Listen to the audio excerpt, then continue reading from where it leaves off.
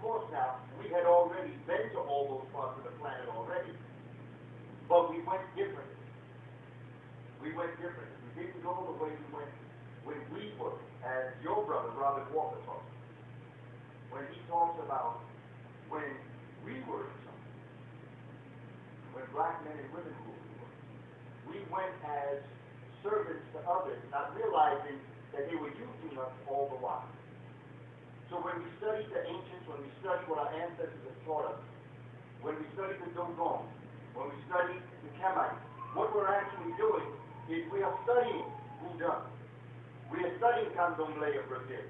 We are studying Santeria, Puerto Rico, República Dominicana, Cuba. We're studying the African American Baptist Church. Because that's why I tell brothers and sisters in the Baptist Church. You talk about Santeria, but what you're doing is the same thing that they're doing. It's the same thing. It is your Orisha. It is the nature. It is the understanding of a great creator, of bringing all of this information together and everything happens for us. This legacy is very real to us and it's living in us. Everything that has ever happened and everything that will ever happen is in the mind of a fetus when it's born. And all that happens in this human experience is that we just evolve and become conscious. It's as if we turn out all the lights and see nothing in the room. And all of a sudden, you find the light switch, you turn the light switch on, you see tables, you see beads, you see necklace, you see pictures, you see chairs, you see human beings, you see tables. Did all those things appear in the room when you turned that light on? No, they were always there. Your light doesn't want to know. Well, that's the collective experience of the world, the cosmic reality. We have collected in our mind all the information. All you have to do is turn on your light and see what's in your mind. Nobody's going to teach you anything. Whatever I say today, you already knew. The best I can do is assist you in knowing you already know it. But I am not going to tell you anything you did not walk in this room knowing already. And this is the way the collective life experience is. The way in which education is put upon not just African people, but all people, its purpose is to control and to contain in a box. And if you ever step out that box, you will then see a world that is outside the box. The decisions you make will be made not only for what you see in the box, but what you know exists outside the box. If that ever happens, you once again will rule the world. So the educational system is going to try to keep you in this box. And whenever your ancestors start to talk to you, whenever they start to warn you, whenever they start to bring you up, they're going to tell you, you're crazy. Because you're listening to your ancestors. But I have to be honest with you. Having studied their history, if I were them, I would do it too. My mom always taught me, always walk in the shoes of your ancestors. Because if you can understand why he or she does what he or she does, then you can understand what you must do. But as long as you're coming at somebody from you to them, you'll never understand how they're coming at you. So the decisions you make are going to be wrong. These are the kinds of things that we have to start to begin to think about as well as counseling our daily lives here in London, Amsterdam, New York, Bronx, New York, Gary, Indiana, wherever we are, we have to understand this about ourselves. And we have to get to our children. I've spent 32 years with our children. Yeah, I'm talking about the one with the hat on side. And the pants falling off the butt. And the shoelace untied. And the one like this.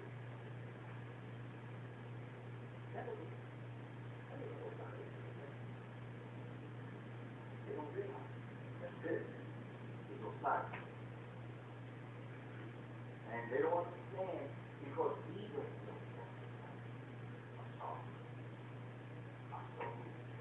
we don't know, so we can't tell them. You know who you are? You're the king of the earth and the heavens. You're the judge. That's who you are, young brother. You stand there like this with your head on side.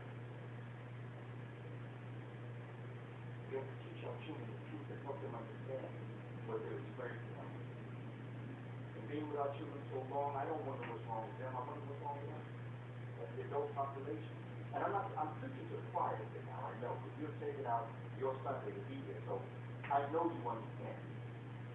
I'm talking about us as a collective African people, and not sit with our children and explain to them what they want to do. And so I know what must be happening in the homes of New York. I see, from my experience, the places I go, I see it all. We are a great, we are a mighty. And Marcus Garvey told us we will rise by the will of our will. Bob Marley says no one can curse who Jah has sent. And the fact that we're still here, you know, we're not supposed to be here right now. The way the history books would have planned it out psychologically for what they did to us, really did to us, we should be dead, insane, or running around in the mother continent, never understanding who we are as a people.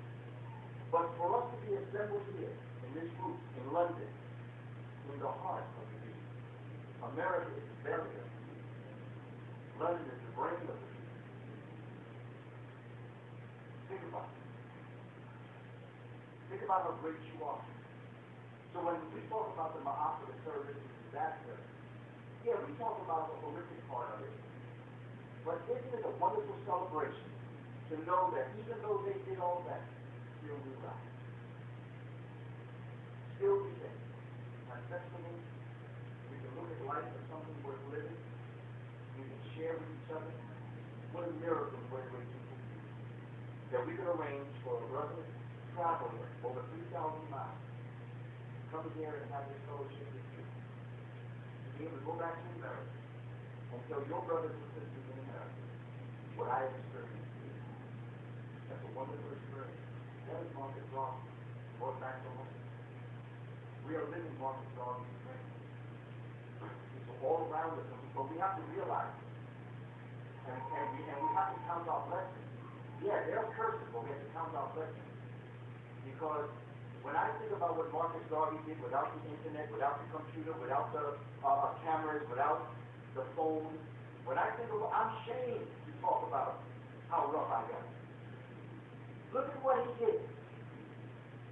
And here, he gave the spirit back to the ancestors, right there in life. This is where I am. I'm in the land where Marcus Garvey's spirit comes. And that was one of the things I was thinking about as I was coming.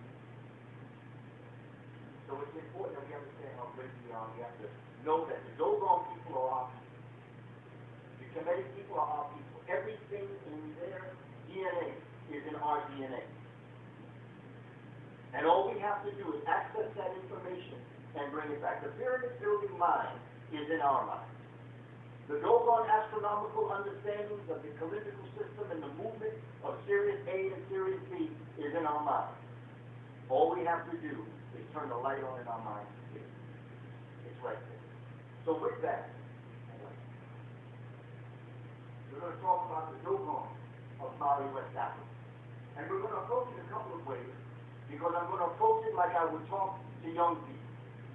I'm going to start in a way that I'm going to break these things down in an understanding that we can move forward and collectively move together so that our young people who are here, our teens who are here, our middle-aged, elders, all, let's make it plain. Let's make the complex simple. Because that's the mark of a true genius. Make it plain. That's what Malcolm used to tell us. Make it plain.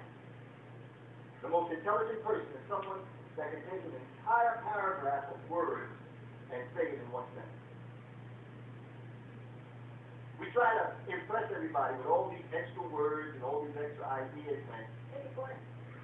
Make it simple, so everybody can understand it, because it takes more informational ability to take a lot and condense it into small than to just try to give everybody big. So let's do it.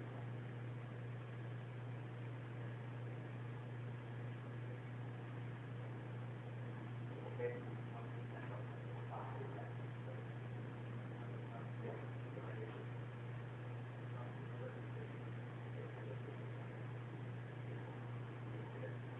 So we start.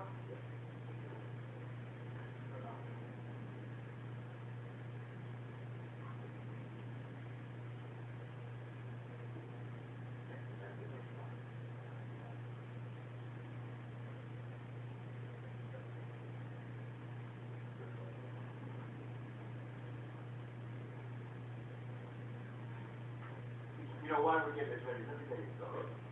When I was talking to brother, see, I come from a typewriter generation. See, this computer thing and all this is music.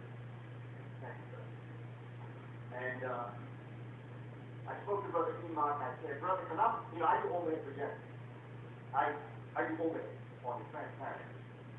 And I was asking Brother Enoch, can I have anything on transparency? I said, brother, can you get me slide projector?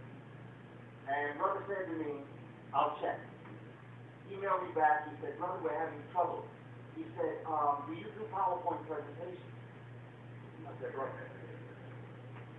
I'm not there yet. I'm walking, but I'm not there yet. I need some time. And so I said to myself, well, and you know what's real is that technology is getting to the point where things that came before are no longer being sold.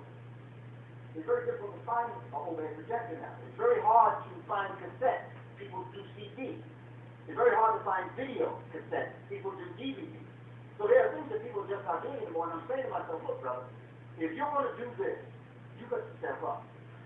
So my daughter comes home from college, and I say, Kanye, named after Ethiopian queen.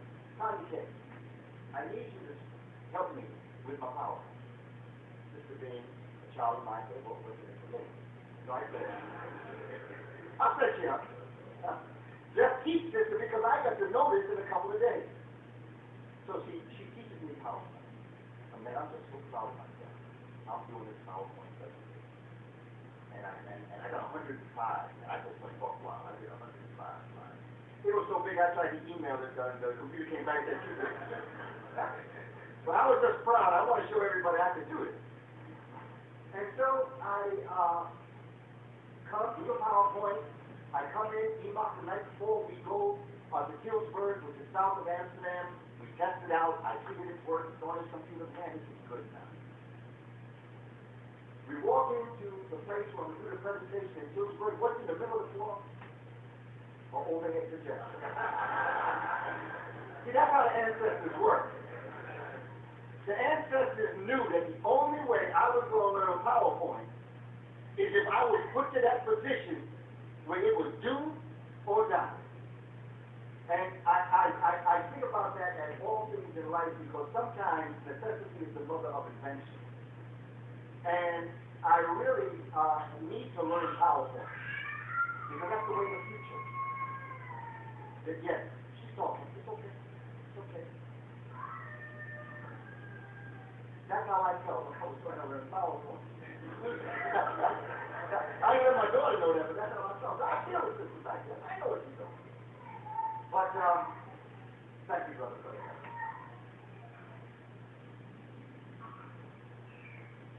I'm a curriculum writer. And basically what I do is I take all of our scholars' work and I try to break it down into a presentation that I can then give to our community. Not a lecture. Not a lecture. There's a difference between a lecture and a presentation. And so, the information that I give, if I could have all the time I needed, in New York we have developed what we call the third hump. Third hump means the house of life, the temple of life. It is what we call our school. And we meet every Thursday. And we meet 14 times, one term, and then we meet 14 times another. And so we start with class 1. And all of these classes here basically would be one class if I had the time. So we're going to condense all of it as I speak to you this evening. But I would begin with helping us understand higher order thinking. It's important that we understand how did the Dogon think? How did they think? What would allow a people who did not have telescopes, did not have what we might call the trappings of what we call a modern society. How could they do things that the modern society couldn't do? How could they see things that the